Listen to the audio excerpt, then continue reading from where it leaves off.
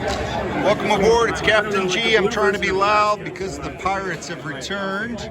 This is the end of turn 10. So, the battle in Western Europe has stalled because if Warsaw Pact took this space, they would be directly threatening the French missile silo here. So we could, well, now it would be really hard because of all those tanks, but earlier when we could have taken it and threatened Paris, we didn't because it would have allowed NATO to fire their nukes at the Warsaw Pact nukes and eliminate the weapons. And I had no defense because I had rolled terribly on anti-missile defense. Now that I actually have anti-missile defense and I can move into there, the Warsaw Pact armies have built up sufficiently that will be a difficult challenge. In the meantime, while my forces were idling right on the border with France, the nuclear attack bombers out of Paris had repeatedly conducted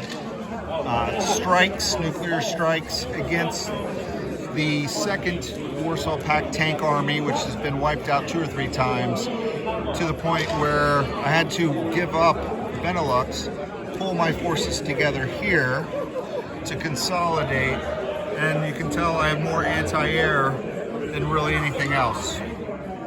In the meantime, the hard left that we took, going through Austria and the mountains, we have gained territory in northern Italy, so we could press on, and we will press on into Italy.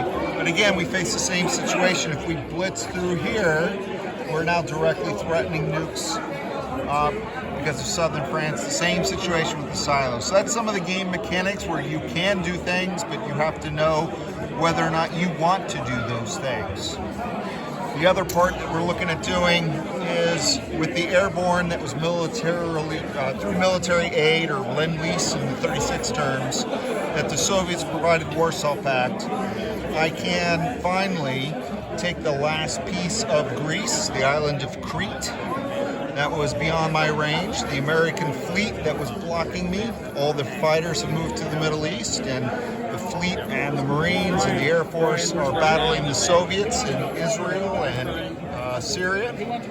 So that's cleared where I can at least take Crete. Whether or not I'll be able to hold it, obviously, is a different thing. So Italy and Crete are next on turn 11 for Warsaw Pact. And we're going to pull up our bootstraps and see what happens, because I think we're going to get some really bad nukes. Meanwhile, on the other side of the board, China has gone wild, may actually win the game, which is very frustrating because there's nothing I have that can impact China. And U.S. Pacific Command and U.S. Central Command, Global Command, are kind of limited on what they can do against China. So, very interesting stage of the game as we approach the end. This is Captain G, over and out.